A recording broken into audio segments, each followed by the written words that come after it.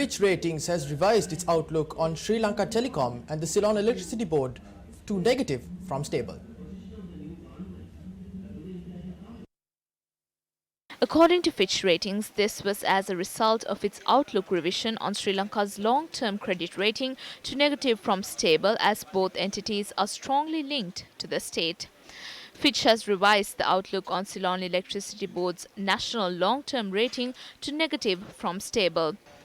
Fitch expects CEB's operating profits to remain weak in the medium term, especially in the absence of tariff increases and rising generation costs.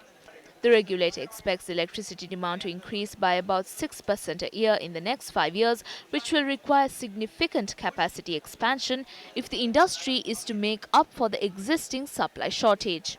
It added CEB requires investments of $1.7 billion until 2022. Former North Central Province Councillor of the JVP, Vasantha Samarasinghe, expressed the following views. They point out that Sri Lanka's debt crisis resulted in the country's Fitch rating to be revised into negative.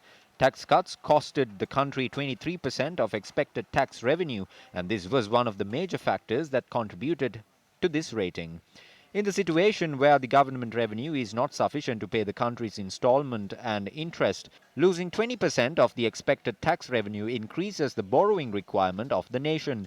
That means in 2020, if we are due to pay a total of 2,000 billion of the loan installment and the interest, the expected government revenue is at 1,850 billion.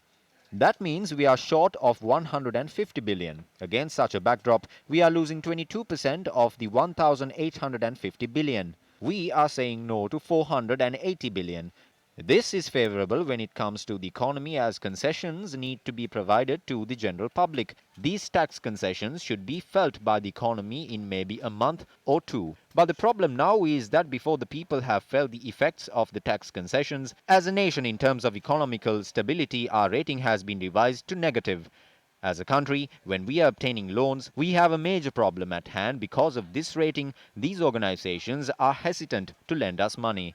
As a result of that, we will have to obtain essential loans. Instead of taking low-interest loans, we are now left with the option of borrowing money at higher interests. This will result in us increasing our loan interest by borrowing more and thereby increasing our interest rate, and that will result us in losing the tax concessions.